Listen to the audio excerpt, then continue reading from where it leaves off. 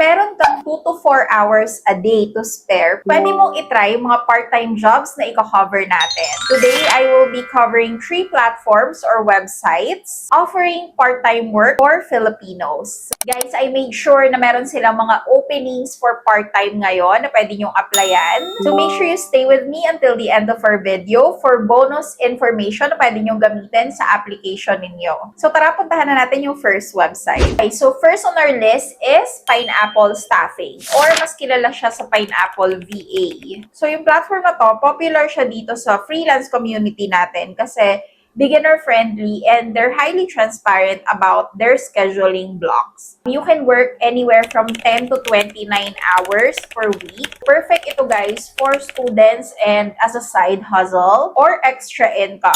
So dito meron silang 3 different kinds of job. Pwede ka maging business assistant. Ito yung mag-handle ka ng email, scheduling, invoicing, anything business related. And then meron ding multimedia assistant. Ito naman yung sa graphic design, video editing, social media, and yung last nila is yung legal assistant. So, anything to do with the law or legal system. So guys, ang requirements nila dito, kailangan 18 years old and above na kayo and kailangan magaling kayo sa English, both verbal and written. And then, kailangan meron din kayo computer, either a desktop or a laptop running on Windows 11. And ang minimum specs, kailangan na sa i3 or i5 na tayo with 8 gigs of RAM. Most of their clients, guys, are located in the US, so dapat open din kayo in working night shift. Pero, like I mentioned, meron naman sila mga flexible hours. And so, paano mag-apply? Punta lang kayo sa website nila, which is trypineapple.com/career.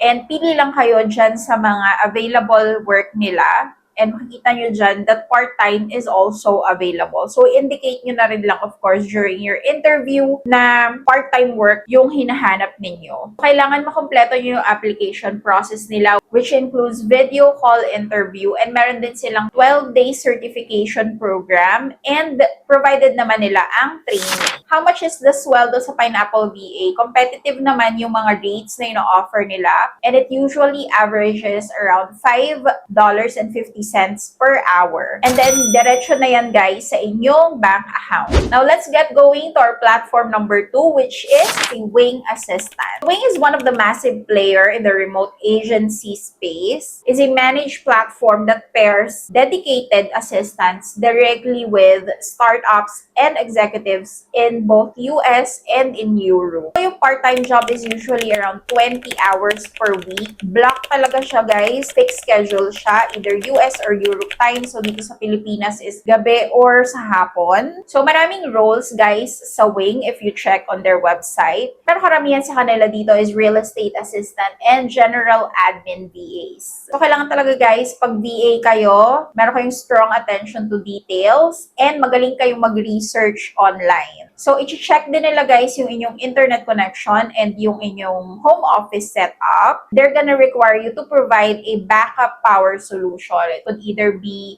a remote office, ibig sabihin may pwede kayong lipatan kung mag-brown out, or kailangan meron kayong power supply. So, dito kay Wing, I'm gonna be honest with you, mas prefer talaga nila kung galing na kayo sa call center. So, if you're working in BPO and you want to transition sa work from home, si Wing is one of your best bet talaga. Malaki yung advantage mo sa kanila. Pero guys, open din sila sa fresh talent kung okay naman and maganda yung inyong communication skills.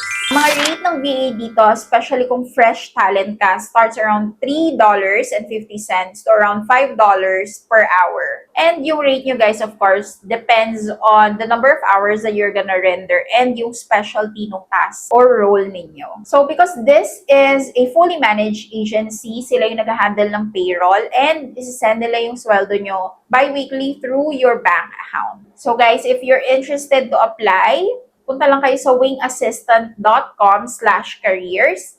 And ito yung mga part-time job openings nila ngayon. Okay, so guys, platform number 3 is VA Workers PH. Kung ayaw nyo mag-agency and gusto nyo na direct client, like kayo talaga yung mag-manage sa sarili nyo and everything that has to do with you and the client, then this option is the best choice for you. Ayan, so ano naman yung mga hours dito? It's really completely flexible, depende sa mapapag-usapan nyo ni client mo. So, you could go from pwedeng 1 hour a day lang, but usually talaga 2 hours a day kapag part-time. Pwede nyo namang i-search yan kung part-time or flexible time yung hinahanap ninyo. Dito, specialized and curated remote job marketplace siya for the Philippine workforce. Pag sa agency, sila yung magmamatch sa'yo with the client. Dito, ikaw yung mismo maghahanap ng client para sa sarili mo. So, maraming businesses dito from the US, UK, and Australia na nagpo-post ng kanilang mga needs here. And ang maganda din dito kay VA Workers PH, finifilter naman nila yung mga workers nila. So, hindi siya yung mga scammers or phishing companies. So, ang requirements dito pa iba-iba siya, depende sa magiging client ninyo. Ang kailangan mo lang talagang i-prepare is yung iyong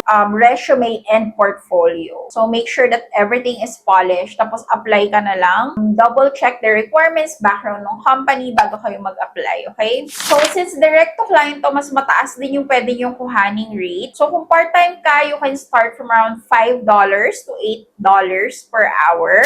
And kung mas specialized naman yung talent mo, pwede kang mag-ask ng higher rate per hour. Depende talaga sa inyo kung paano nyo papresyohan yung services ninyo. And since kayo nga ang magde-decide na sa inyo if you want this to be a bank transfer, PayPal, Payoneer-wise, ang daming options. As long as nagkasundo kayo ni client, then that's gonna be your payout method. So, paano mag-apply? Visit nyo lang yung kanilang website. It's vaworkersph.com and makikita nyo tong website na to. Ayan, makikita nyo meron sila dyan mga part-time. So, filter nyo lang and hanapin nyo yung job na gusto nyo pasukin. So, quick recap, if you want foundational training, I suggest you go with Pineapple Staffing. Kung gusto niya naman ng stable na 20-hour work week, I would suggest you go with Wing. And then, if you want to work directly with a client, I would suggest you go with VA Workers PH. And bago kayo mag-apply, please remember our safety rules. Legitimate platforms, they will never ask you for money. So, kapag may bayad yan, like registration fee or training fee, ganyan, that's a red flag.